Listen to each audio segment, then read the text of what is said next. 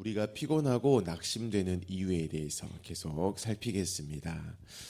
오늘 읽었던 히브리서 12장 말씀을 보면은요, 피곤한 우리 인생, 또 낙심 가운데 있는 우리 인생에게 대한 답을 주십니다. 바로 그 답은 예수 그리스도이십니다. 그러면 왜 낙심과 피곤 가운데에 예수님이 답이 되는가? 이것을 우리가 이렇게 답으로 좀 얻었는데요. 이 질문에 대한 답을 내리려면 먼저 우리가 살폈어야 했던 것이 있습니다. 왜 피곤한가? 왜 낙심되는가입니다. 저와 여러분이 피곤하고 낙심되는 이유는요, 계획대로 되어지지 않기 때문이죠. 모든 일은 내 예상을 벗어납니다. 잠언 19장 21절입니다. 사람의 마음에는 많은 계획이 있어도 오직 여호와의 뜻만이 완전히 서리라. 아멘. 이 말을요, 솔로몬이 했습니다. 여러분, 솔로몬은요, 지금도 이렇게 자꾸 이야기가 됩니다. 거론이 될 만큼 위대한 왕입니다. 그는 굉장한 부자입니다. 학식도 뛰어납니다. 지식만 있는 것이 아니라 하나님이 부어주신 지혜가 또 있는 자입니다. 이것을 한마디로 하면은요, 솔로몬이라는 사람은 계획을 하면 계획대로 될 만큼 그 정도의 자격과 능력이 있는 자입니다. 네, 재정도 있죠. 또 행정력까지 갖추었습니다. 하지만 그는요, 그 모든 것들을 가졌어요. 그런데 결국에는 그가 인생에 많은 계획들을 세웠지만 그것대로 안 되었다. 오직 하나님의 뜻만 완전히 섰다. 이렇게 말을 했습니다. 이러한 솔로몬도 이 지경이었는데요. 저와 여러분은 우리가 가진 능력이라든지 어떤 이런 모든 것들이 솔로몬보다 너무나 부족함에도 불구하고 내 계획을 막 세웁니다. 그리고 그 계획이 내 인생을 책임져 줄 것으로 알고요, 힘을 쏟습니다. 그렇기 때문에 오는 결과가 뭐였다고요? 피곤입니다. 낙심입니다. 이러한 사람에 대해서 성경이 말씀합니다. 갈라디아서 3장 10절인데요. 제가 공동 번역으로 읽겠습니다. 성서에 율법서에 기록된 모든 것을 꾸준히 지키지 않는 사람은 저주를 받을 것이다 라고 기록되어 있듯이 율법을 지키는 것에 의존하는 사람은 언제나 저주의 위협을 받고 있습니다. 율법을 지키는 것에 의존하는 사람은요, 언제나 저주의 위협을 받고 있다라고 말씀합니다. 여러분, 율법 자체는 문제가 전혀 없습니다. 근데 뭐가 문제일까요? 율법을 지키는 것, 그것에 의존하는 사람입니다. 여러분, 우리는 율법을 지켜야 합니다. 하지만 그 율법을 내가 지켰다, 나는 그것을 지켰어, 이것에 의존하는 것이 문제입니다. 우리가 지켜낸 말씀, 이것을 자랑하고 그 말씀이 우리의 자랑이 되어야 되는데요, 말씀을 지킨 내가 지켰어, 내가 열심을 내서 이 말씀을 지켰어, 그 내가 자랑이 되어버린 것입니다. 네, 그것을 지키기 위해 나의 열심이 이 정도야, 나의 시간이 이렇게 돼 있어서, 나의 마음이 이만큼 귀해서 어떠한 내 것, 이것을 자랑한다라는 겁니다. 그런데 이런 사람을 율법적이라고 하는 거예요. 율법적인 사람. 이 율법적인 사람은 반드시 이러한 삶을 삽니다. 나의 신앙을요, 남의 신앙과 비교합니다. 내가 너보다 말씀을 더 지켰다. 너는 잘 때 나는 철야했다. 너는 이 시간에 새벽에 이 아침에 안 나왔지만 나는 나와서 기도했다. 이 사실을 가지고요, 나의 신앙을 입증해 내려고 한다는 것입니다. 갈라디아서 3장 10절에 이런 사람, 율법을 지키는 것에 의존하는 사람, 어떠한 위협을 받고 있다라고 말씀드렸죠? 저주의 위협입니다. 저주의 위협. 개역 개정에서는요, 저주 아래 있다라고 말씀해요. 저주 아래 있다는 것은 이런 의미인데요, 13절이 말씀합니다.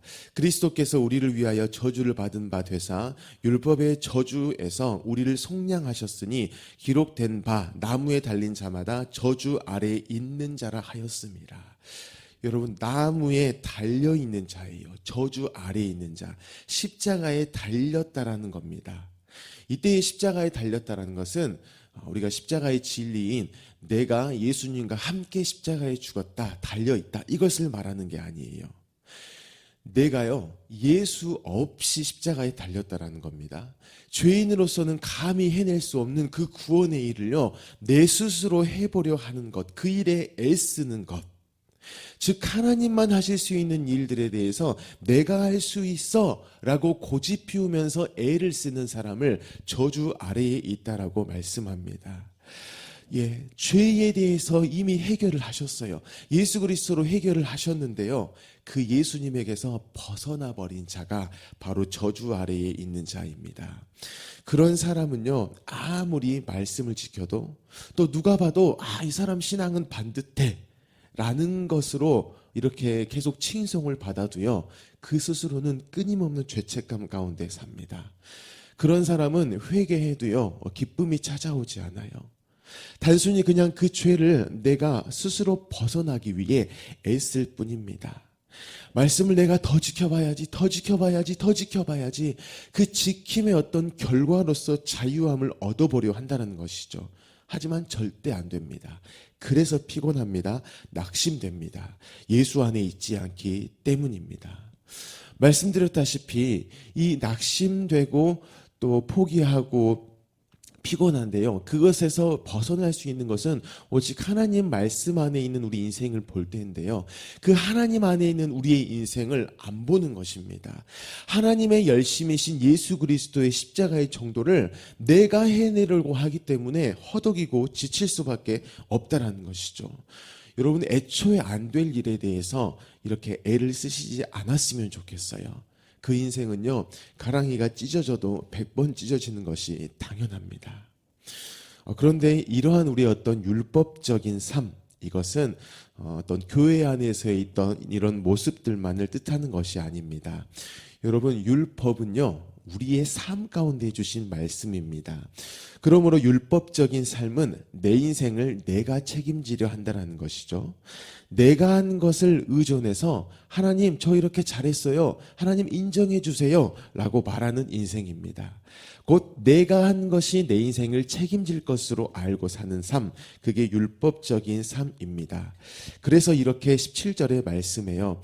내가 이것을 말하노니 하나님께서 미리 정하신 언약을 430년 후에 생긴 율법이 폐기하지 못하고 그 약속을 헛되게 하지 못하리라.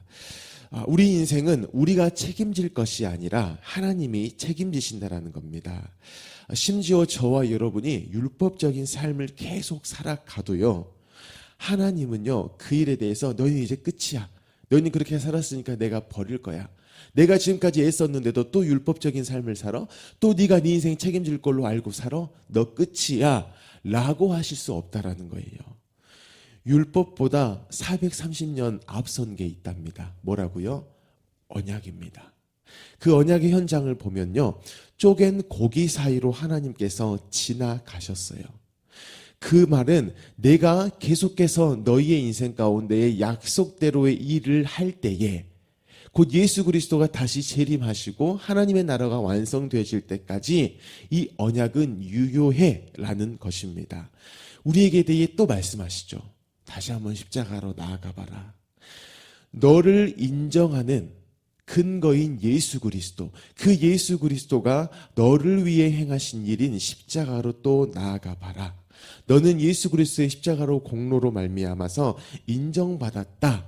이것을 또 한 번 계속해서 말씀을 해 주신다는 것입니다. 그러므로 사랑하는 성도 여러분, 피곤하시고 낙심 가운데 있습니까? 물론 우리가 무리해서 또 오버해서 이렇게 일할 필요는 없습니다.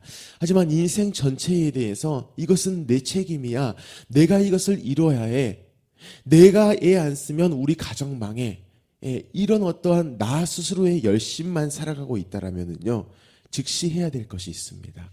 복음을 들어야 합니다. 하나님의 우리를 향한 이야기를 들어야 합니다. 들으셔야 합니다. 아멘. 여러분, 그래서 우리 교회는요, 주일 말씀 한 번 듣고 땡이 아닙니다. 주일 말씀을 계속해서 반복합니다. 이 토요일까지 반복합니다. 여러분의 핸드폰에서도요, 일주일에 화요일, 목요일이면 뭐가 올라오죠? 마을방에 4분 설교 올라옵니다. 복음을 들으시라는 거예요. 뻔히 삶 가운데에서 낙심하고 피곤할 일이 많을 것을 알아요. 하나님은 쪼갠 고기 사이로 지나가시고 나서 이제 너희는 평생 복음으로 살고 너희는 절대 낙심 안 하고 피곤 안 하고 너희는 완전한 삶을 살아갈 거야 라고 해서 주신 것이 아니고요. 평생을 그렇게 허덕이는 인생일 것이지만 그 허덕이만 있는 것이 아니라 내 언약이 여전해, 복음이 여전해, 십자가는 너희의 능력이야, 이것을 끊임없이 알게 하신다라는 거예요. 그래서 저와 여러분에게도 4분 설교는요, 쪼갠 고기 사이로 지나가신 하나님을 보게 하시는 것입니다. 그래서 들어보시는 거예요. 그래서 저는 참 감사함이 있어요. 계속해서 복음만을 듣게 하시는 겁니다. 그래서 들은 것이 이거밖에 없기 때문에 우리 전도사님하고 사무실에 하루 종일 같이 있어요. 밥도 하루에 한 끼, 두 끼를 같이 먹어요. 입에서 나오는 말이 뭐만 있을까요? 죽겠다. 캠프 준비하는데 진짜 힘들다. 라고 말이 나올까요? 안 나올까요? 네? 나와요. 나오죠. 너무 힘든데 그것만 나오는 것이 아니라 계속해서 우리의 이 부족함 가운데에 율법적으로 살아가는 또 우리 가운데에 그것만 있는 게 아니라 선포되었던 말씀을 또 한번 툭 떨어뜨리는 거예요. 이 캠프가 하나님 안에서 순적하게 진행되어지고 있구나.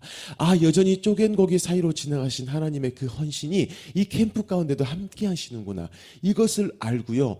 또 그렇게 준비하고 또 그렇게 소망 중에 가고 있다라는 것입니다. 또 힘들면은요, 누군가 문득 또 그런 나눔을 던져주세요. 그러면 그걸 듣고 또 감동하면서 나아간다라는 겁니다. 요즘 저희 대학 청년부에서요, 성경 읽기를 이렇게 하고 있어요. 한두 사람씩 더 추가가 되고 있습니다. 어디까지 읽었고 거기에서 받은 은혜가 뭐고 이것을 나눕니다. 그래서 이 청년대학부 카톡방에 그것이 올라오면은요, 또 은혜가 돼요. 왜냐하면 이 핸드폰이라는 걸 다 가지고 계시잖아요.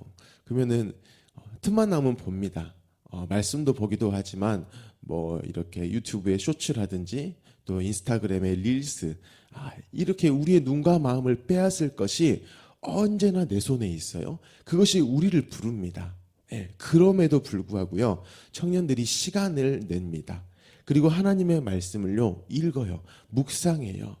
이것을 통해서 저에게 확 오는 마음이 있어요. 우리 미래 세대에게 소망이 있구나. 말씀을 읽으니까 소망이 있는 게 아니에요. 말씀 안 읽는데 우리 청년들은 읽었다, 이게 아니고 그 말씀 안에서요, 계속해서 이 언약에 대한 것을 붙잡는다라는 겁니다. 우리 청년들이 학교에서, 직장에서, 가정에서 그냥 20살이 됐고 또 살아온 연수로서 그것을 해내려는 것이 아니라 우리의 삶에 하나님의 언약이 여전하구나, 내 삶 가운데서 어떤 일을 이루어 가시지, 이것을 확인하려고 말씀을 받다라는 것이죠. 계속해서 이 친구들이 믿음 가운데 있구나, 소망 가운데 살아가고 있구나, 이것이 카톡을 통하여서도 매일 확인이 되고 있다라는 것입니다. 사랑하는 성도 여러분, 피곤하십니까? 낙심되십니까? 이유는 단 하나예요. 율법적인 삶 때문입니다. 내가 한 것에 대해 의존하는 삶을 살기 때문입니다.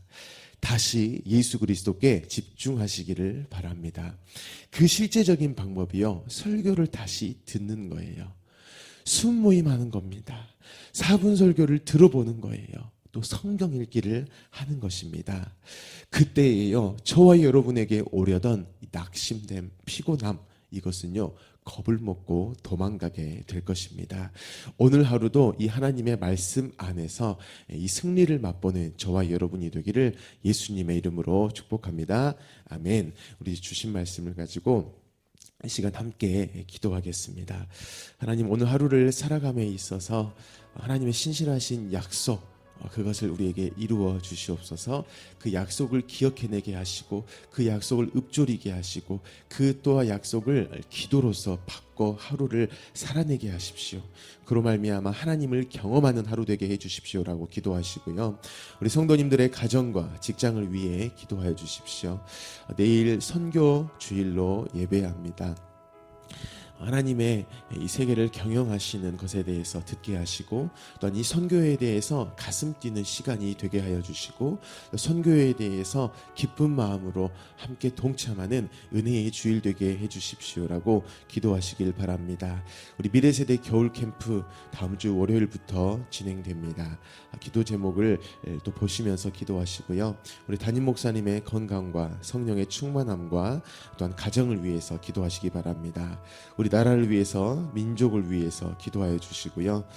우리 농어촌 선교위에 기도하실 때에 곡성 민정교회의 최현철 목사님과 가정을 위해서 기도하시기 바랍니다. 또한 우리 국동방송을 위해서도 기도하시기 바랍니다. 우리 모든 기도 제목을 가지고 함께 기도하겠습니다. 살아계신 하나님 아버지 감사합니다. 하나님, 우리는 자꾸 우리가 했던 것을 의존합니다. 그것을 근거로 우리 인생을 또 계획하며 하나님 앞으로의 일들을 꿈꿉니다. 하지만 우리 인생은 하나님 안에 있습니다. 예수 그리스도를 내어주실 만큼의 놀라우신 사랑이신 그 하나님 안에 있습니다. 하나님 우리 가운데 그 예수 그리스도를 내어주실 만큼이라면 우리 인생 가운데 있는 하나님 크게 일이 일어날 수밖에 없습니다. 우리는 그 가운데 마음을 두게 하십시오. 그 일을 위하여서 말씀을 또 듣게 하시고, 하나님 순모임하게 하시고, 4분 설교 가운데 은혜를 누리게 하시고, 말씀 있기를 해 가게 하여 주시옵소서. 하나님, 그때 우리는 견고하게 설 것입니다. 하나님 피곤 가운데서 일어날 것입니다. 아버지 낙심이 관심이 되어져서 다시 한번 나갈 것입니다. 놀라우신 하나님의 은혜 가운데 있는 우리 인생인 것을 보게 하여 주시옵소서. 오늘 하루를 살아내는 모든 성도들의 삶 가운데에